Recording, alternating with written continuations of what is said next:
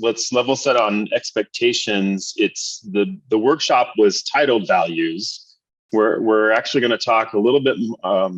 My plan is to talk more about company culture, business culture, or if you're running a nonprofit, organizational culture and why it's important. And then we're gonna spend the bulk of the time on values, but we're gonna talk about the different components or ingredients, if you will, of what makes culture, including purpose. So we'll do a little bit around purpose. We'll move on. We'll go deep into values on a personal level, and then we'll talk a little bit about, okay, so now that we've done this on a personal level, what does it look like for organizational values? What's that process?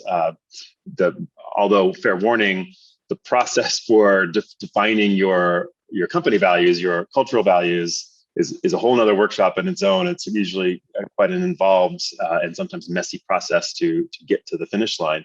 But we'll give you some tips and tricks for getting started, and yeah, so we'll try to accomplish all of that in the next 90 minutes or less. And so we always ask this question, how will it help me? But let me ask you a different question. Why does culture matter to a business? You are all business owners, so why do you think culture matters to your business? And again, you can shout out your answers. Come up, you type in the chat, and it's not limited. My question is not limited to only the business owners. I know we have a couple of partners on the line today too. I think continuity just allows continuity. For continuity for the business and how it runs. Is really intertwined with the culture. So I guess I come from the other side of it. How can you think culture isn't part of business? Yeah. Yes. So that's good. Well, I think we're gonna touch on. We're gonna explore some of the. There's many ways why culture matters. There's many reasons why culture matters, and we're gonna explore several of those. But you're right. Another way I could play back to you what I heard you say.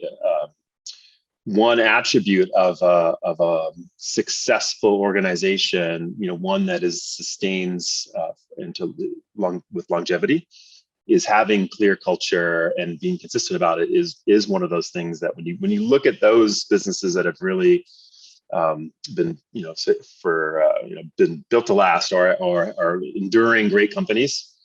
Having strong culture is definitely one of the things that they have in common. But I'll get more specific.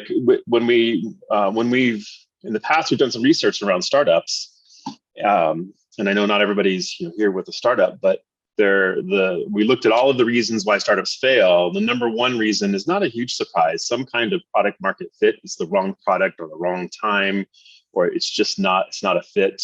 The second most common reason why businesses fail is they run out of money.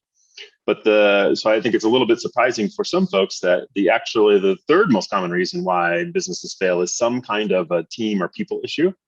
That's why this stuff is really important. It's not just touchy-feely. It's not just a nice to have. Having really strong culture, having really healthy people processes will increase the chances of long-term success or decrease the chances of failure. Any questions about that? Well, let's talk about, so first of all, culture, like Carson said, culture is a very broad term. Values are a very broad term. When we work with clients around culture, we like to make it as specific and logical as possible. So we start by really looking at components of culture in terms of intentions and abilities. And the reason why this is important is that as humans, we tend to judge ourselves by our intentions. We judge others by their actions or abilities. And the thing about intentions is that unless we make them transparent, unless we define them and share them, nobody knows what they are. And so it's really important to be clear about it with yourself and then create transparency for others. We look at intentions in terms of purpose, values, and vision in that order. And we'll talk about each one of those three components. So we start with purpose, values, vision. Those are our intentions. And then we go on to, again, when we're looking at the culture of an organization, behaviors. Behavior should be aligned and driven by values, but how do we behave together? What are our norms? Processes is part of our culture, although there's a lot in that box, and then measurements, structures are part of our abilities. But let's dig a little bit deeper into our intentions, because this is really the foundation. Purpose, which in one of our earlier workshops, I know we gave you a purpose and pitch worksheet to help you think about your why, but the purpose is why you exist. So it's not what you do.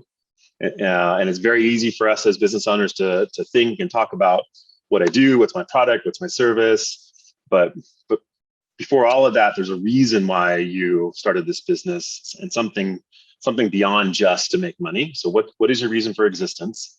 Values help us help clarify how we act, how we behave together, how we make decisions.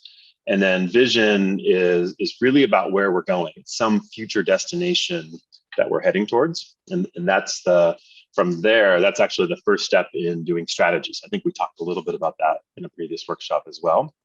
So purpose, values, vision.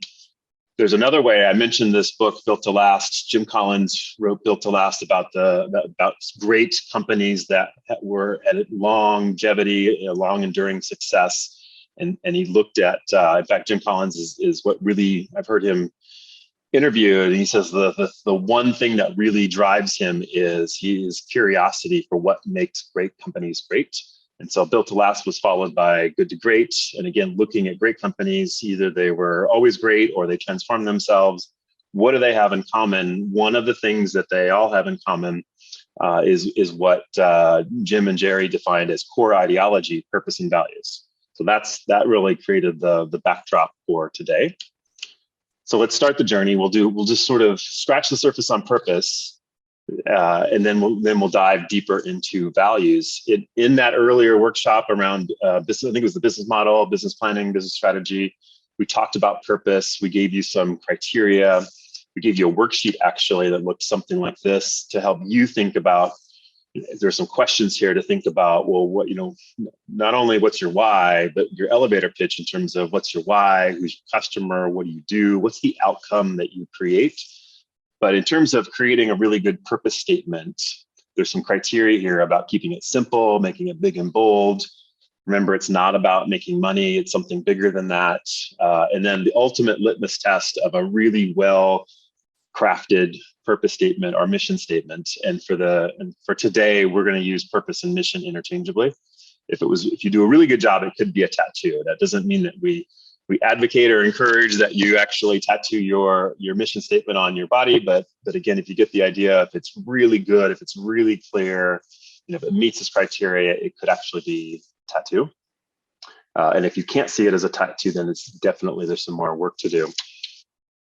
Just to kind of give you some examples, instead of just being theoretical, like here's the criteria.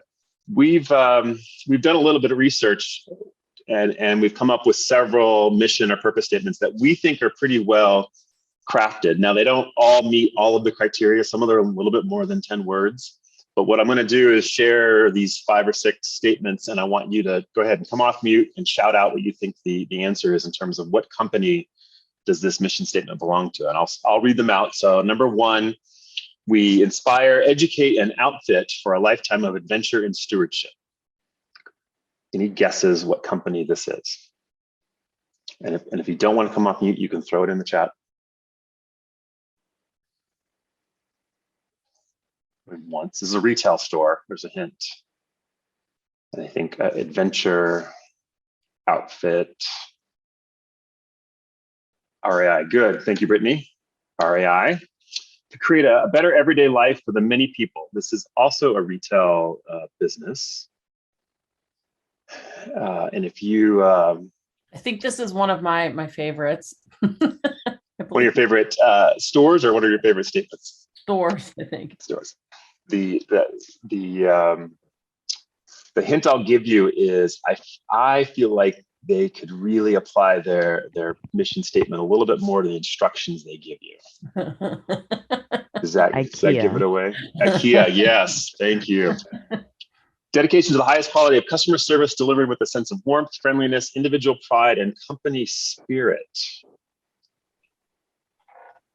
And I'll tell you, This company has great values, and we're going to talk about their values later. I'm going to show you their values. In fact, they're so into their values, although it's a little bit of a double entendre, that one of their values is also their stock ticker, but it represents something else for them. And I'll tell you that their stock ticker is LUV, love. Anybody? Okay, well, this is Southwest Airlines. So there's the heart. So that's the heart. Love also represents Love Field, where they started the company. Spread ideas. So this is tied. I think the criteria on the previous page said number of words 3 to 10. I can't do anything in 3 words, but now I've seen 2 mission statements that are 2 words. So this is tied for the shortest, which is great. You may be familiar with their tagline, "Ideas worth spreading." Going once, going twice.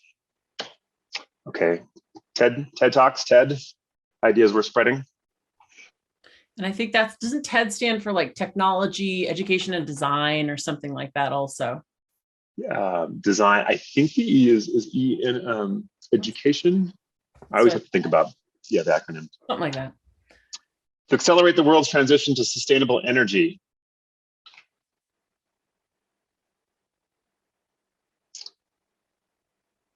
Which does not include purchasing Twitter, but this person who started this company. I was totally going to go Tesla. Yes. So you can see how these statements, they don't give away what they do. It's something you can see the connection after we share the company, but these are mission statements that are bigger and supersede the actual what and how. There's one more. Build the best product, cause no unnecessary harm, use business to inspire and implement solutions to the environmental crisis. So it's a little bit more wordy, but this is a company that is officially part of conscious capitalism. So they really believe that capitalism can be a force for good.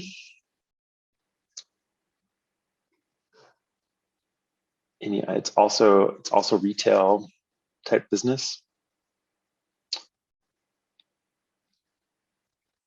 All right, I'm going to give you the answer. It's Patagonia.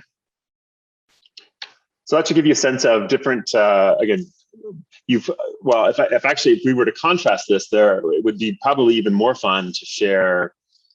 Instead of saying badly written mission statements, let's say maybe mission statements or purpose statements that have some opportunity for improvement. You've probably all seen at least once a mission statement that is a paragraph long, has a bunch of words, probably some jargon, and not something you could remember off the cuff. And so I think these are fairly memorable. They're clear. They talk about a higher purpose, but there's connection to what they do.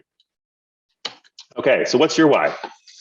I'm wondering, for anybody who has done our worksheet or used our worksheet or has given this some thought, what's the reason behind your business?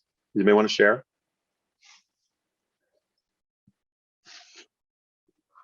And I guess that every time we ask if you want to share, it's going to come down to Carson and Brittany. So maybe you let me know. We can do this more of a lecture style, but I prefer it to be interactive.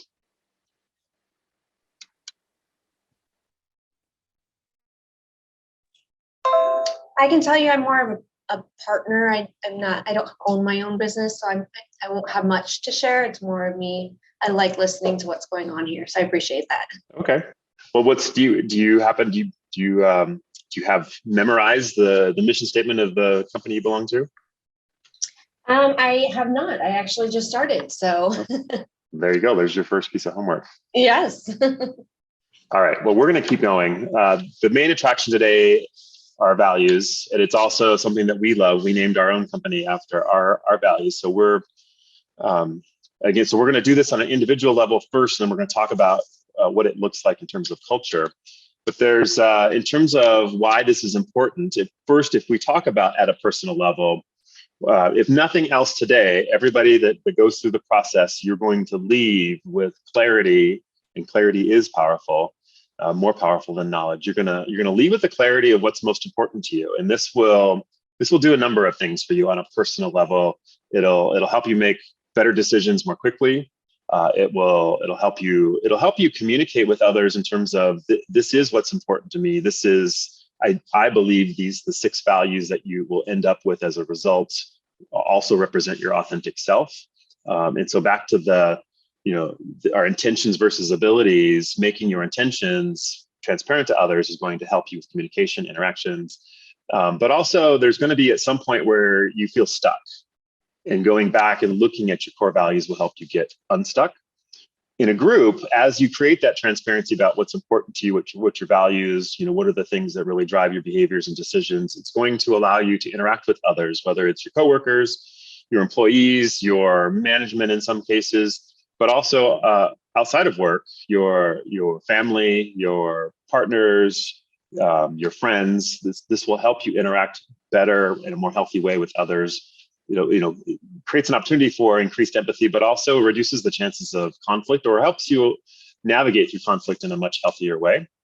And then what we will talk about towards the end, the real payoff is that when you have the clarity about your own values, and you're in an organization with defined values, and you feel and sense alignment between them, you feel like your values are being served, you will be more engaged, and those who are part of the organization will be more engaged. What I'll also tell you is that the day that you feel like your values are not being served, or there's a misalignment, is probably the day you should be finding a different organization to work for, if that's the case. And we'll talk a little bit more about, as a leader, so remind me, we'll talk about the value of your team members and employees having clarity about their values. What Jen and I have talked about many times with our clients is that the thing about culture is that it exists no matter whether or not you define it or not. So you can be intentional, or you can let culture happen organically.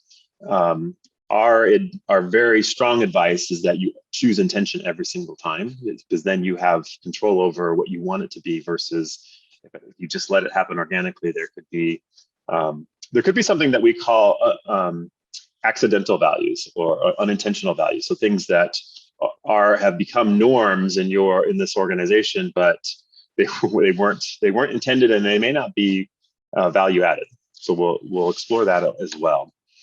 Before I cut you loose and have you start the process, again, the process is that you're going to identify the 6 values that are most important to you personally. These are core values.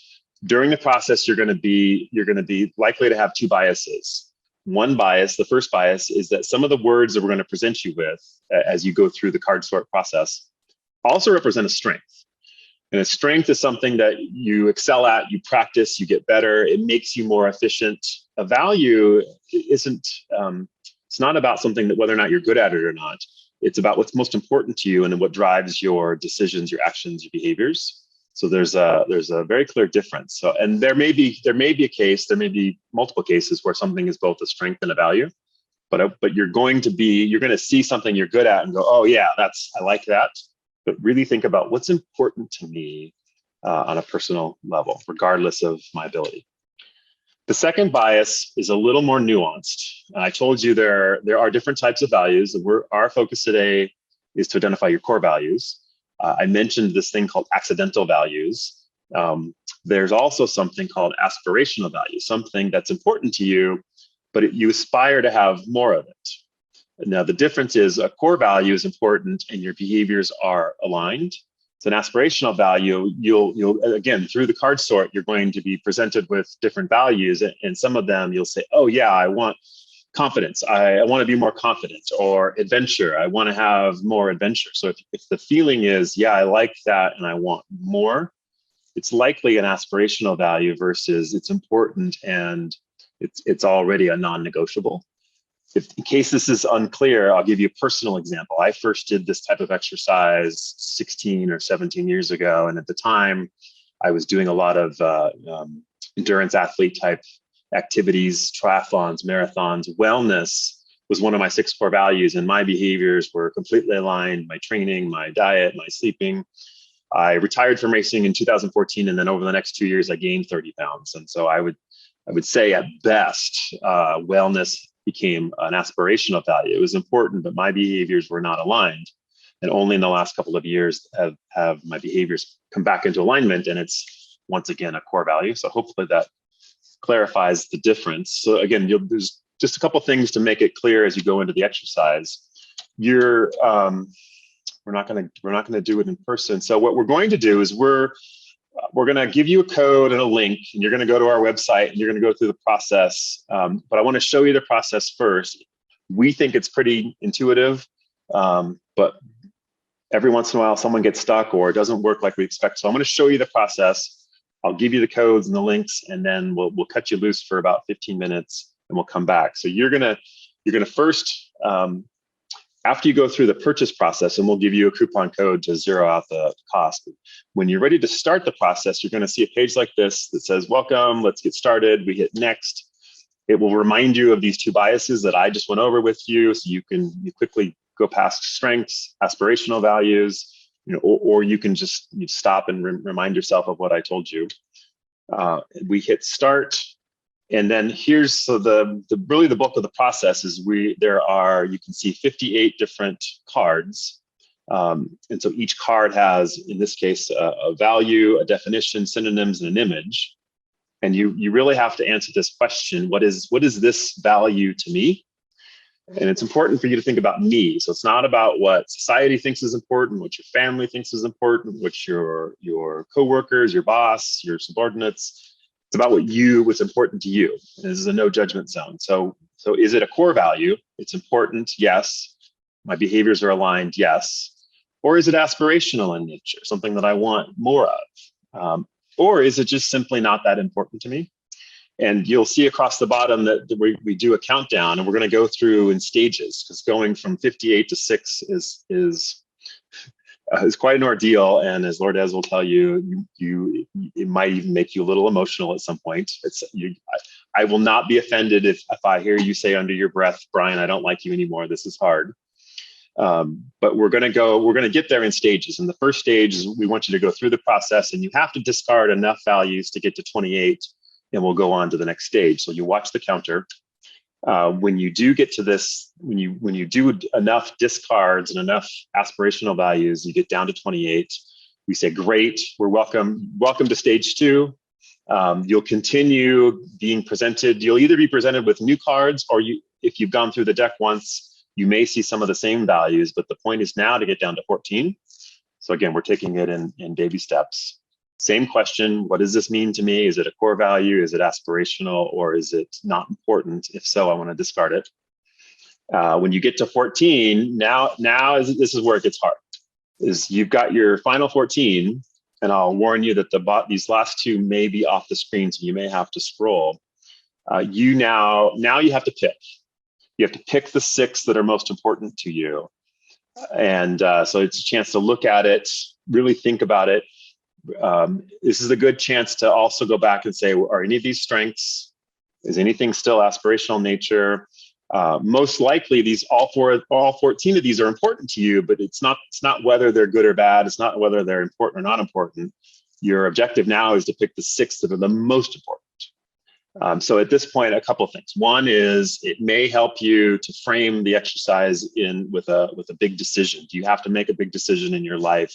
Or have you recently made a big decision about work, about your work, career? Maybe it's on a personal level, it's a relationship, maybe it's a big purchase. So think about a big decision, and now how do these things play in? Which ones are the most important for that decision? Maybe even making a decision on what you're going to do for summer travel, taking a vacation. Like what are the things that are most important? What are the ones that are non-negotiable? And then one more trick that I'll give you is, if you're still struggling to pick the 6, think about the opposite, or think about the absence of the value. For instance, let me see one of these. Authenticity. What's the opposite of authenticity? Being fake or inauthentic, or there's another synonym in there I can't think of. But if you think about the opposite or the absence, and it makes you feel yucky in your stomach, then it's probably the level of that yuckiness when you think about the absence or opposite. The stronger that feeling is, probably the more important it is. So there's another way to kind of compare to get down to your 6. When you get to your 6, so you click them once to highlight. You can see now that there's 6 that are highlighted, and then the rest are all faded out. Click next, and now one last step. Take your 6 and build a peak. And I'll just let you know, if you're ever interested in doing web development, the feature of doing drag and drop is 10 times more expensive than just clicking. So we chose the clicking option. So you have to click, and the first one you click goes to 1, the second one you click goes to 2. Our suggestion for building your peak is pick the one that's the most important to you and put it on top. But then as you build the peak, think about sort of a Maslow's hierarchy of needs of there's probably going to be 3 of the values that are more foundational that help enable the middle level and then the number 1 on top. So that's the last step. You'll build your peak. And when you, excuse me, when you hit finish, there will be a button at the very bottom here. You may have to scroll down that says generate PDF. And so you'll be able to download your results and print it out if you'd like. So that's the process. Again, we think it's pretty intuitive, but I've added a little bit more context so you know kind of what you're getting into. If you're ready, Jen is now. Oh, she's already put it in the chat. You're gonna go to our website. You're gonna pick one of these products, quantity 1. Say add to cart. Then you're gonna view cart. And when you get to this checkout screen, if you enter the coupon code POD or POD, and it's case insensitive, the $8 should zero out like this. Coupon code applied successfully. If it's still asking you for money, it's possible you have quantity more than 1, and so you need to change the quantity to 1. But if you put the code in there, although I didn't test it, so if it's not working, let me know. Proceed to checkout. Now you're going to have to. This will just take a minute, but you're going to have to basically check out and create an account with us. It'll ask you your name, your address. At some point, it'll ask you for a password, so you'll need to do that. What I will tell you, the one thing that's completely optional is you do not have to subscribe to our newsletter. If you do subscribe, we only generate about 3 to 5 newsletters a year, so you're not going to get spammed. I promise you that. Brian, what was the code again? POD. One POD. code. Let's put that in the chat. Code equals POD. And so yeah, you have to click. I've read and agree to the terms and conditions. When you get to, and then when you get to this screen, this is order received. This is the link. When you go to this link, which Jen also just dropped into the chat, this is where you will start the exercise. Go ahead and put POD on the group code, and you can, from there you can take it away and start and finish the process. So here's the entire set of instructions, including the coupon code. So go for it. If you get stuck, you have questions, come off of mute and ask us. And according to my clock, it is 3:36. What I would like you to do is since it's a small group, you could just put done in the chat. But I'm guessing we're going to be done somewhere between kind of 3:50, 3:55. And then we'll continue, we'll debrief, unpack it, and we'll move on to organizational values.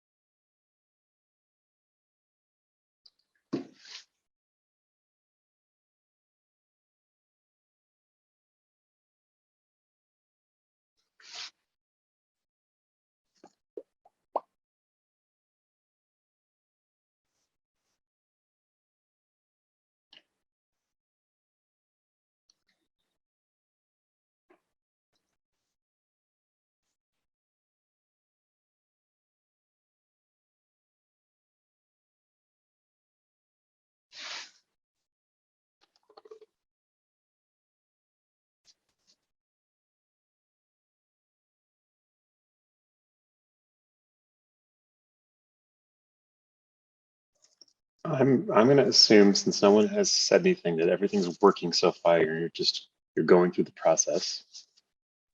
Yes. Again, if something's not working, let us know.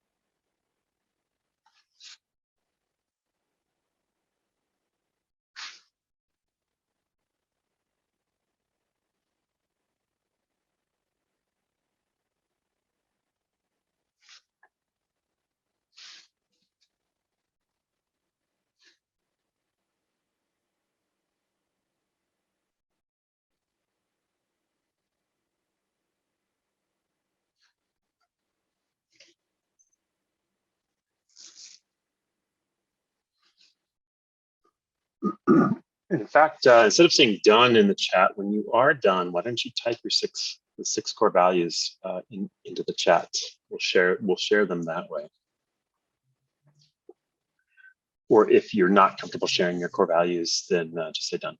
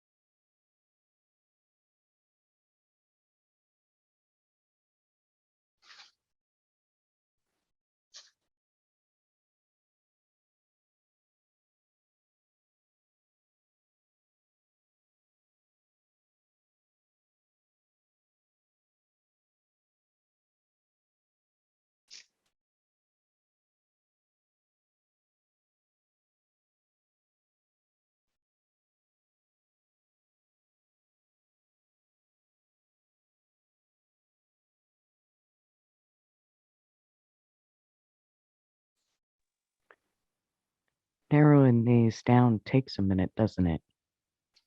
It does. It does. Thank you, Brittany. I thought you might be first, Brittany, because it looked like you started first. You got a jump on the other two.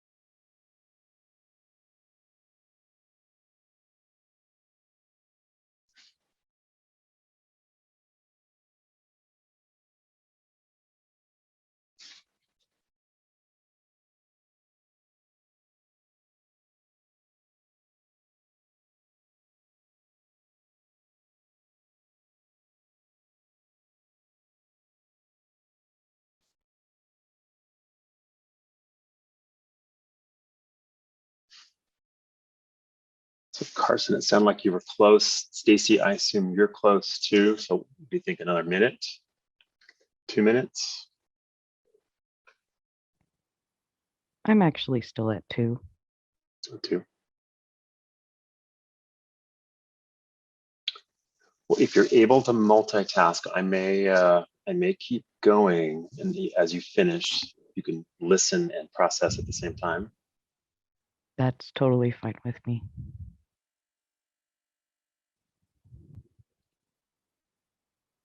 How about you, Stacy? Are you in the home stretch? I just popped into 3.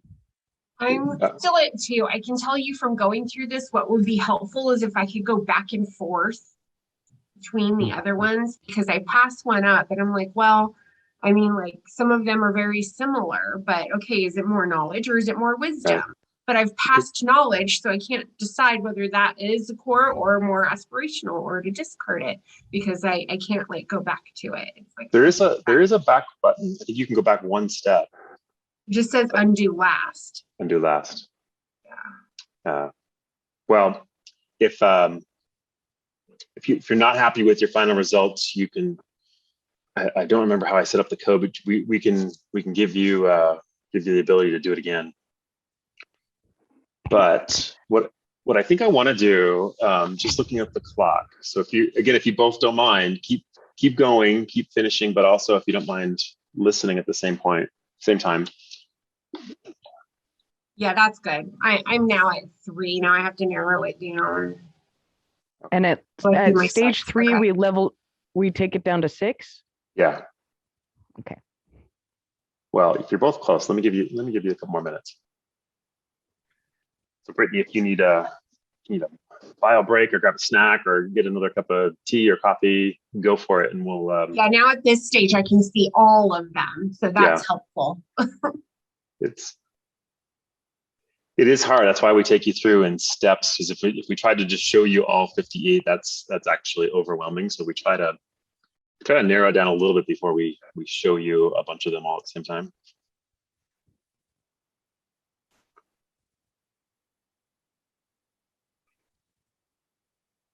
Oh, and we'll tell you that we never intended to have a digital version. For years, people said, "Oh, you should create an app," and I think several people suggested it would be like a dating app. You swipe left and right till you get to the final 6. These are real cards. These are images of real cards. So we do this in person with a physical deck of cards, and it's very tactile. It also allows you to go back or look through your piles to, because it's, again, as you go through the process, you don't know what's coming. You may not remember what you've already seen. But the pandemic forced us to think differently, and so now we have a digital version as well. I personally do prefer doing it in person, but there are cases like this that we wouldn't. In the old days, we would actually, when we tried to do something virtual, we would mail or deliver the decks early in the pandemic to the people, and so everybody had their own. So this is definitely something that's allowed us to serve more people with this medium, but it's a little different experience. What I will tell you, since I know the two of you are close, kind of begs the question, now what? I'm actually curious, and Brittany, I'll put you on the spot, and if the answer is no, that's fine. But at this point, before I share with you what I think you should do with the values, I'm wondering if anybody has a breakthrough. Anybody has an aha? Was there a big decision that you've been facing and you didn't know what to do, and now the answer is clear? Or was anybody feeling stuck about something and now they're feeling unstuck based on this exercise? I can add right now that looking at my pyramid right now, I don't know if it has to do with a lot of what I'm going through currently in my life, or if it's like in general, because a lot of it fits who I am in general, but a lot of it's towards what I'm going through right now in my life. Does that make sense? It does. It does. And the question earlier was, do they change? Do these change? They do over time. They don't change. They really don't change week to week or even month to month. If we had you all do this again tomorrow, you might get a slightly different result, but I don't think your values change day to day. But I think if you go through the process, like Jen said earlier, sometimes it's about having clarity, or you may have other biases. If there's something you've gone through, if you were just, if you just had an experience that for instance, if someone just violated trust with you, then trust may become more important in this moment. Or if you had some kind of a family situation, family might become more important. Or, even so over the course of your life, you start your career, you change your career. There are life events, getting married, having children is definitely creates a shift in your values.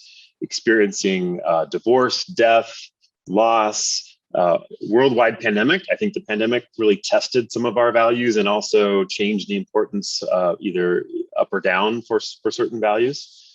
What I would like to offer you as next steps is keep them handy. So download it, print it out, write them down. Keep this handy, and again, it will either help you make better decisions more quickly because these are your non-negotiables, or at the point you're feeling stuck, the answer should be here if you reflect on your values.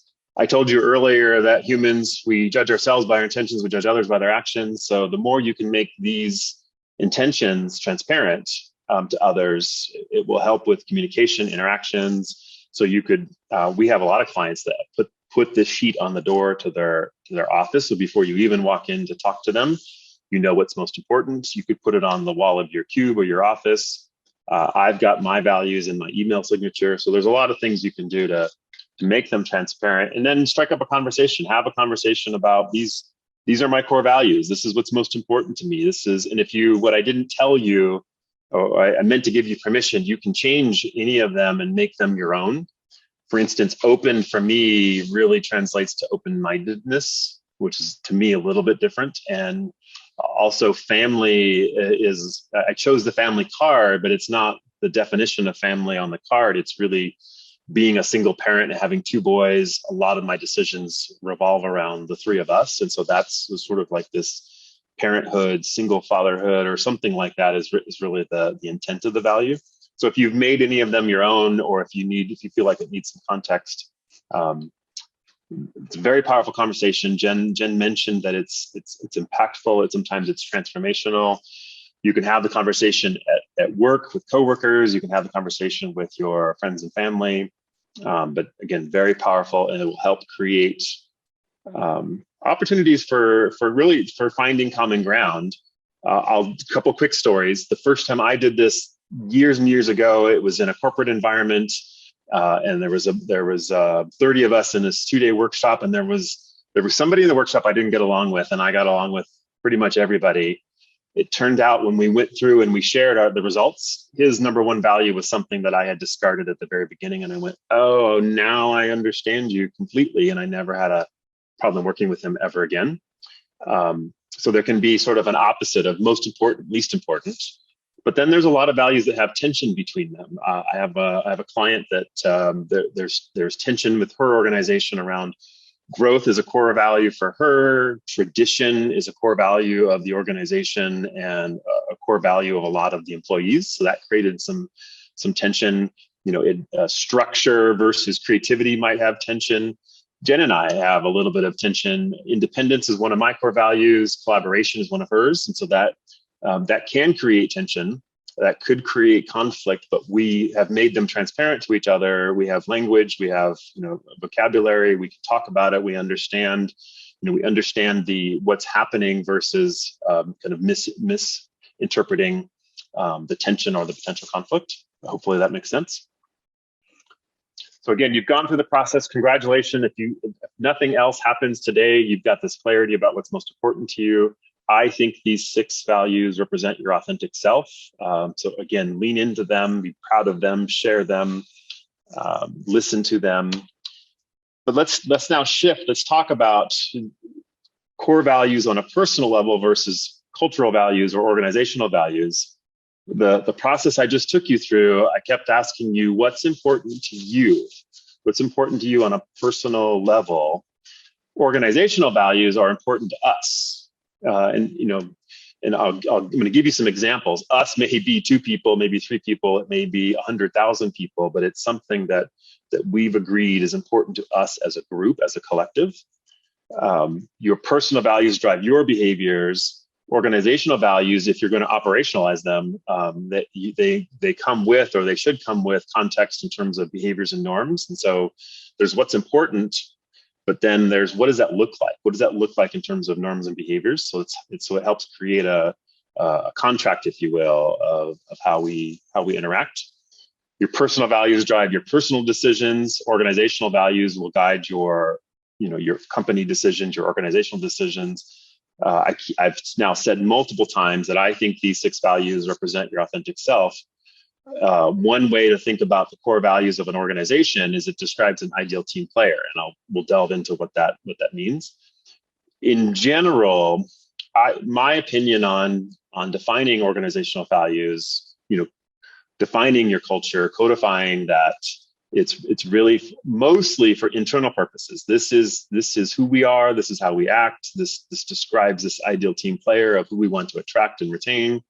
But it seeps out. It also influences the brand, your external brand, and the external perception of your company. So I think you do it for internal reasons, but remember that it's also going to help define really perpetuate the brand of how people perceive you externally. Was that the difference between personal, organizational clear, or are there questions? Makes sense. Okay, so let me give you an example. So here's Jen and I. 6 years ago, we said, hey, let's go into business together. And during the process of naming our company, we actually went down a process. I'd like to say that we had it was 100% foresight, but it wasn't 100% foresight. But we had these list of words that were really important to us. And what came out of that process were these 4 values of persistence, empathy, authenticity, and kindness. And so we unscrambled them, and it represents PEAK. So the PEAK fleet, PEAK is an acronym for our values. These are different from our personal values. I shared mine. Here's although the last page is a little bit different. So here's Jen's values, my values. You can see. Let me double check this before I say this. So none of our PEAK values are on a personal level, but I'm sure if I asked Jen this question, she would say yes. But the point is that we have our personal values, and we feel like there's very, very strong alignment to these PEAK values: persistence, empathy, authenticity, and kindness. We do use them for decisions. We do use them to navigate through conflict, but it's absolutely part of our brand that this is what we stand for.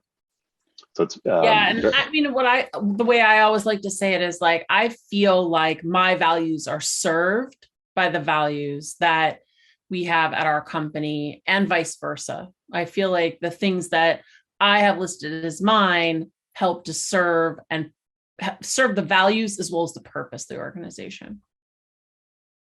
And the fact that we each have our own personal values and they're different, it creates some diversity at a belief value level that makes us a better team.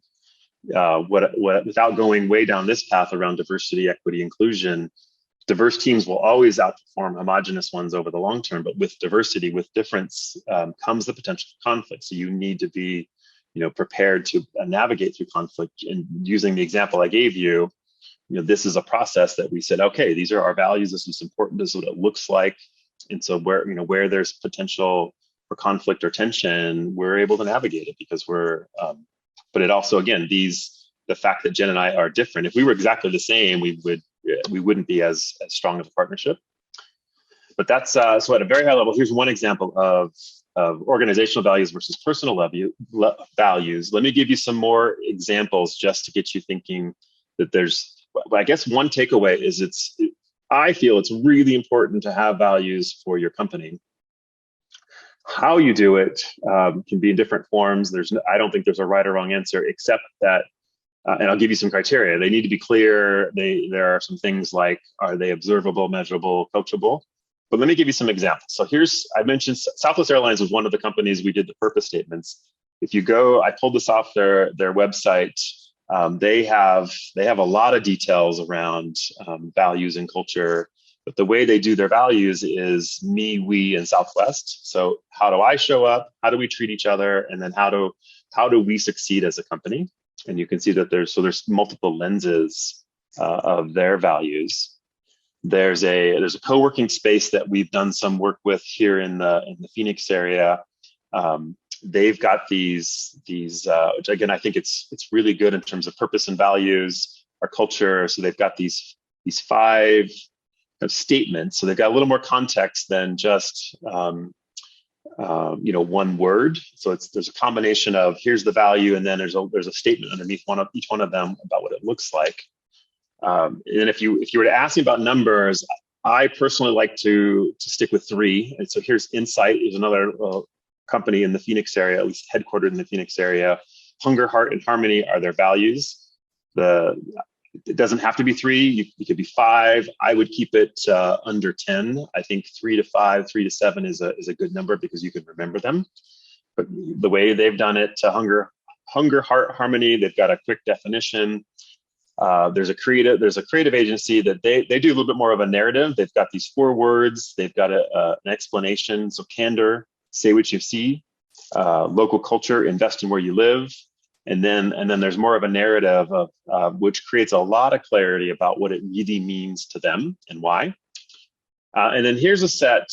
This is a company also based in the Phoenix area. We've not worked with them, but I'm going to show you an image later of a magnet. And I think these are, so one of the things that we do want to leave you with is using these in the recruiting, interviewing, vetting, onboarding process. And if they truly represent your culture, I think they will be magnetic, which we know that magnets both attract and repel. And I think these WebPT, they call them team commitments, but their values, there's a couple a little bit edgy, like this F up, own up is a little bit edgy, and that may not be for everybody.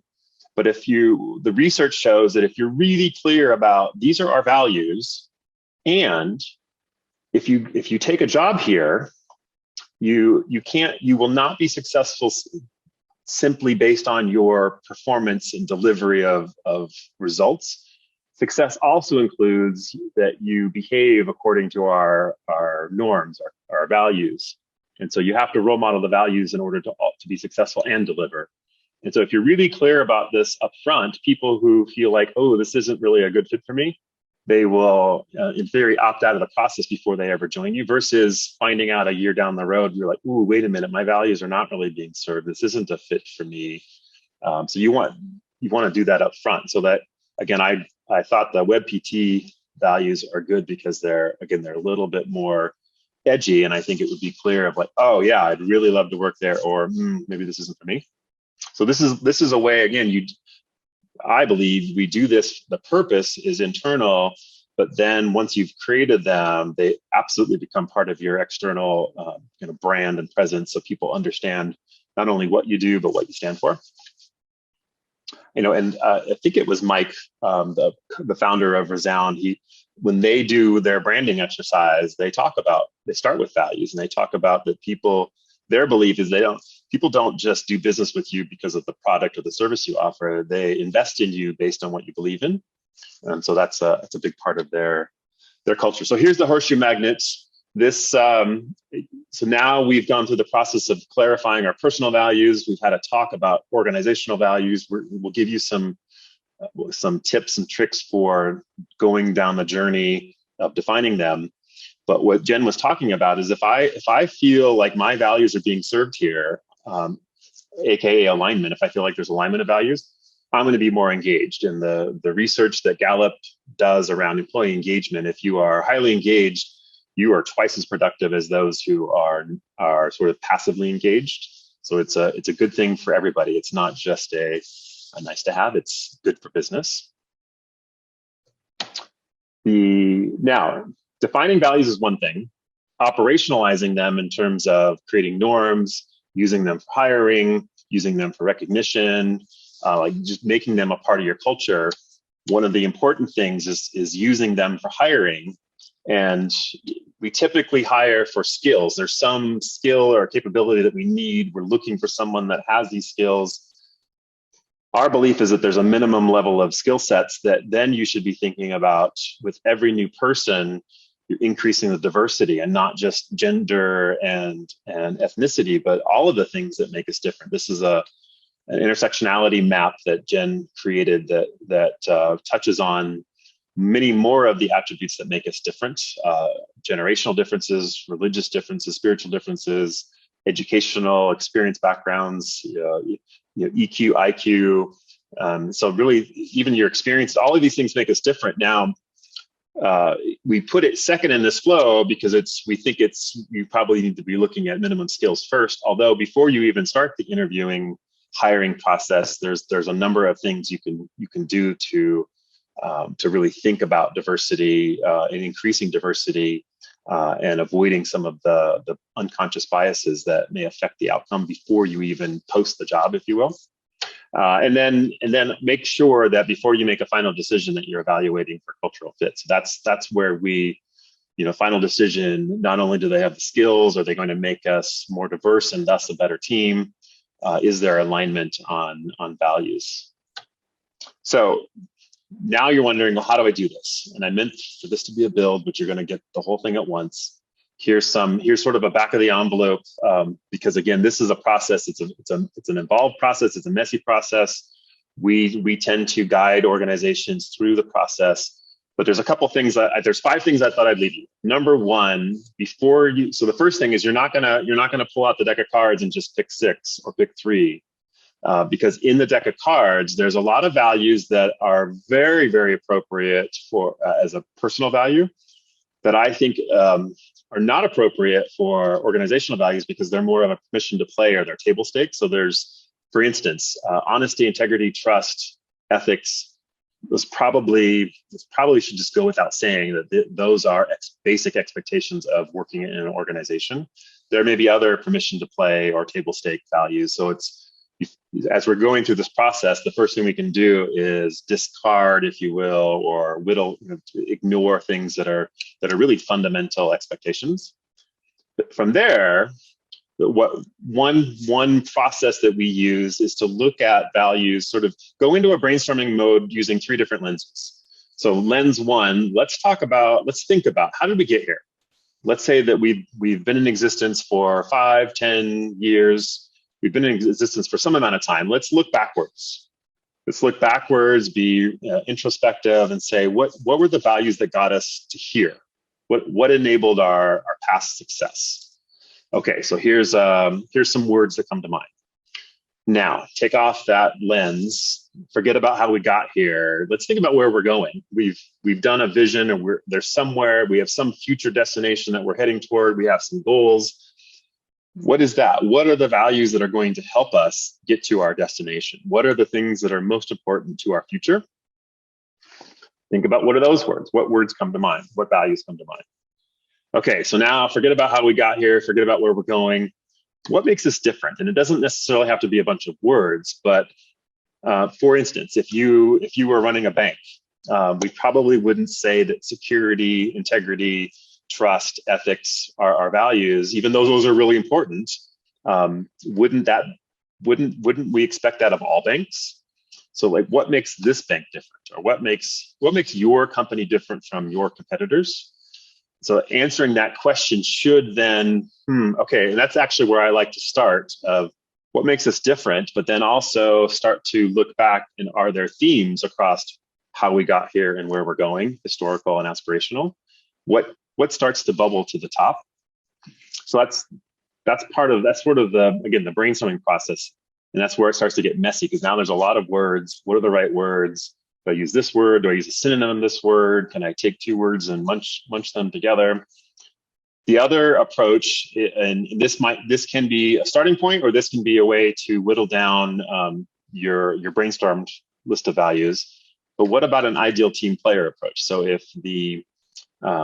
for peak values, there's 4 values. If you think about somebody who equally represents all 4 values, or demonstrates all 4 values, so they're sort of in that sweet spot, or the nexus of the overlap of these values, that's exactly the kind of person that we need to be successful and thrive in our company. So you start looking at the combination of values, that might help give you some clarity of what's most important to you. The next thing you can do is, as you're starting to get a little bit more clear about what's important internally, what's important for your behaviors, what's important for your team dynamics, what's the brand? What do you stand for? What are your, there's an exercise that we do sometimes called tight versus loose. What are your beliefs in terms of what's non-negotiable versus what are the things that it doesn't really matter how they get done? So think about, from an external perspective, what do you want people to understand about your company, what you stand for? And then again, before we're done, that we ask the question, first of all, we make sure that they're clear. That so if I say persistence is one of our values, what does that mean? What does that actually mean to us? What does that look like? So what does it mean? What does it look like in terms of behaviors and norms? And then ultimately, before you're done, what you want to make sure that your values and behaviors, supporting behaviors, that they're clear enough that you could say, oh yeah, this person is role modeling this behavior, this value, it's measurable, or at least if not quantifiable, you can qualify the measurement. And is it something that you could coach or train? Although what I will say is, in general, on the hiring, there's a lot of skills that you can train for. Typically, these values are things that you can't really train them for beliefs and values, and so that's why you're looking for fit and alignment. But again, if this is the end result is a set of norms that this is how we behave together, we need to make sure that they're as clear as possible. So here are some tips, and we'll include this in the notes from when we send you out the notes and the links to the replay. That will make sure that this is in here. So just again, it's there's a lot more to it, but I wanted to give you a few things that were actionable if a next step for you is to define values for your company.